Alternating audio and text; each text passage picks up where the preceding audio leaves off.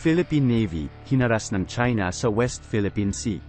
Ang South China Sea o West Philippine Sea sa side ng Pilipinas, isang kritikal na rehiyon sa karagatan, ay muli na namang naging sentro ng mga tensyong geopolitikal. Ang kamakailang pangyayari na may kinalaman sa isang barkong pandigma ng Pilipinas, na sinundan ng mga puwersa ng China malapit sa Scarborough Shoal ay nagpapakita ng patuloy na mga territorial dispute sa rehiyon. Sa video na ito, ating pag-aralan ang mga komplikasyon ng isyong ito, at pag-usapan ng komprehensibong estratehiya na pwedeng gawin ng Pilipinas upang epektibong labanan ang panggugulo ng China sa South China Sea o West Philippine Sea. Mataas ang mga nakataya, malalaki ang mga hamon, at kritikal ang mga pagpipilian para sa Pilipinas habang ito ay naglalakbay sa mapanganib na teritoryong ito. Panuurin mo hanggang dulo para malaman mo ang iba't ibang estratehiya na maaring gawin ng Pilipinas para matigil na ang pangbubuli ng China sa bansa natin. Mag-comment din para mapag-usapan natin dahil ang boses ng bawat Pinoy ay mahalaga. Bago ang lahat, nag-subscribe ka na ba? Please make sure to subscribe para lumaki pa ang Pinoy IQ community natin. Paki-share na din ito sa friends mo, magdebate tayo. Ang disputed Scarborough Shoal. Sa puso ng alitan na ito ay matatagpuan ang Scarborough Shoal, isang underwater feature na matatagpuan sa hilagang kanlurang baybayin ng Pilipinas. Ang tila hindi gaanong makabuluhang shoal na ito ay naging sentro ng tensyon sa South China Sea o West Philippine Sea, kung saan parehong China at Pilipinas ay nag-aangkin ng soberanya dito. Hindi maipagkakaila ang estratehikong kahalagahan ng shoal. Ito ay isang mahalagang lugar para sa pangingisda at nagbibigay ng proteksyon sa panahon ng bagyo. Bukod dito, ang kontrol sa Scarborough Shoal ay katumbas ng pamumuno sa South China Sea o West Philippine Sea. Ang kamakailang paghaharap ng barkong pandigma ng Pilipinas at ng mga puwersa ng China malapit sa Scarborough Shoal ay nagpapataas lamang ng mga tensyon sa rehiyon. Ang nagpapahirap pa sa sitwasyon ay ang malinaw na pagkakaiba ng mga salaysay na inilahad ng mga opisyal ng China at Pilipinas. Ayon sa China, lumabag ang barkong pandigma ng Pilipinas sa kanilang teritoryo, isang paglabag na katumbas ng paglabag sa batas pang-internasyonal at soberanya ng China.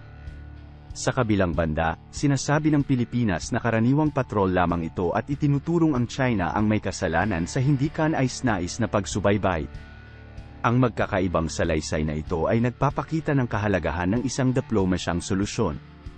Ang pagtaas ng tensyon ay nakababahala, at ang banggaan ng mga barko ng China at Pilipinas malapit sa isa pang disputed shoal noong ika-22 ng Oktubre taong 2023 ay nagpapaalala sa kahalagahan ng sitwasyon. Ang buong mundo ay nakatutok, at ang regional rivalry na ito ay naging isang delikadong fault line sa mas malawak na kompetisyon sa pagitan ng Estados Unidos at China. Ang pagiging mapangahas ng China, isang kalkuladong estratehiya. Mahalaga ang pag-unawa sa pamamaraan ng China sa South China Sea upang makabuo ng epektibong tugon. Hindi ito isang walang saysay na pagiging mapangahas. Ito ay isang kalkuladong estratehiya. Sa pamamagitan ng paunti-unti nitong pagpapalawak ng impluwensya sa rehiyon, iniwasan ng China ang direktang mga kaguluhan sa militar.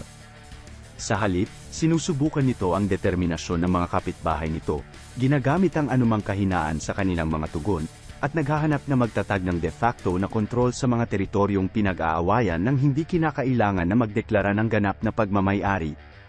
Kontrobersyal na perspektibo sa pagtugon sa panggugulo ng China. Upang epektibong labanan ang panggugulo ng China sa dagat ng Timog China, dapat umanong tanggapin ng Pilipinas ang isang malawak na estratehiya na nagtataglay ng mga komplikadong geopolitikal na katotohanan sa rehiyon. Narito ang ilang kontrobersyal na perspektibo tungkol sa dapat isaalang-alang ng Pilipinas. Pagpapalakas ng kakayahan ng hukbong sandatahan. Ang pag-i-invest sa modernisasyon ng kanyang mga armadong puwersa at Coast Guard ay dapat maging isang pangunahing prioridad para sa Pilipinas. Habang ang diplomasya ay dapat manatiling pangunahing kasangkapan para sa paglutas ng mga alitan, ang isang malakas na militar ay maaaring magpigil sa agresibong mga aksyon ng China. Pagpapalakas ng rehiyonal na alyansa. Dapat magpatuloy ang Pilipinas sa pagpapalakas ng mga alyansa sa iba pang mga estado na mayroong claim sa dagat ng Timog China, kabilang ang Vietnam, Malaysia, Taiwan, at Brunei. Ang isang nagkakaisang panig ay maaaring magpakita ng mas malaking presyon sa China upang makipagnegosasyon ng may mabuting layunin, na nagpapalakas sa boses ng Pilipinas sa pandaigdigang entablado.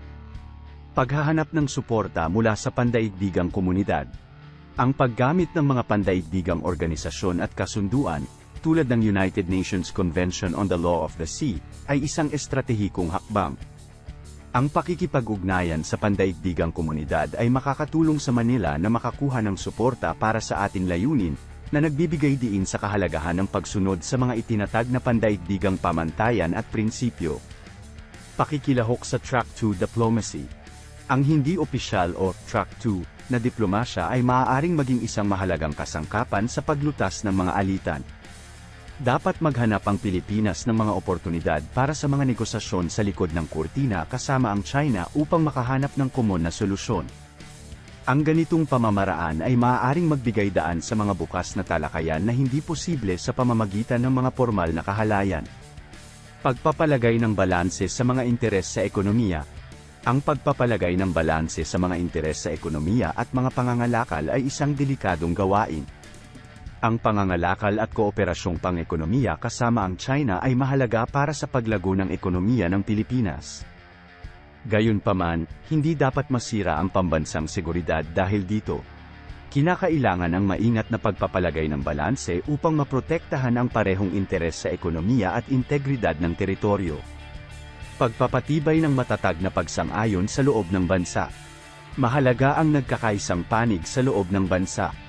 Dapat nagsusumikap ang pamahalaan upang magkaroon ng isang pagsang-ayon sa loob ng bansa tungkol sa kanyang policy sa West Philippine Sea. Mahalaga para sa isang nagkakaisang pambansang paninindigan na matiyak na sinusuportahan ng mamamayan ang mga aksyon at desisyon ng pamahalaan sa rehiyon. Pagpapalaganap ng multilateral na diplomasya. Habang mahalaga para sa Pilipinas na palakasin ang mga rehiyonal na alyansa, dapat din itong aktibong ipaglaban ang multilateral na diplomasya. Ang pagpapakilos sa mga pandaigdigang mediator at organisasyon sa paglutas ng mga alitan ay makakatulong upang maibsan ang mga tensyon at magtaguyod ng mga solusyon sa pangmatagalang suliranin. Sa kabuuan, ang kamakailang insidente ng shadowing malapit sa Scarborough Shoal ay nagpapakita muli ng delikadong sitwasyon sa West Philippine Sea. Nakaharap ang Pilipinas sa isang matinding hamon sa pagtugon sa panggugulo ng China, dahil sa komplikadong geopolitikal na kalagayan. Habang dapat pa ring maging pangunahing kasangkapan ang diplomasya, kinakailangan ng Pilipinas ang isang masusing at malawak na estratehiya. Kabilang sa estratehiyang ito ay ang pagpapalakas ng kakayahan ng hukbong sandatahan, pagpapatibay ng rehiyonal na mga alyansa, paghahanap ng suporta mula sa pandaigdigang komunidad, pakikilahok sa diplomasyang Track 2, pagpapalagay ng balanse sa mga interes sa ekonomiya, at pagpapatibay ng matatag na pagsang-ayon sa loob ng bansa. Sa pamamagitan ng pagsasakatuparan ng mga kontrobersyal pero kalkuladong perspektibo, magagawang ligtas na tatahakin ng Pilipinas ang delikadong landas na ito, maprotektahan ang kanyang soberanya at interes, at makatulong sa kapayapaan at katatagan sa West Philippine Sea at mas malawak na rehiyon. Yan lang for today mga ka-IQ. Meron pa ba kayong naiisip na paraan para mainto ang pangbubuli ng China sa atin? Mag-comment sa video na ito. Mag-subscribe din.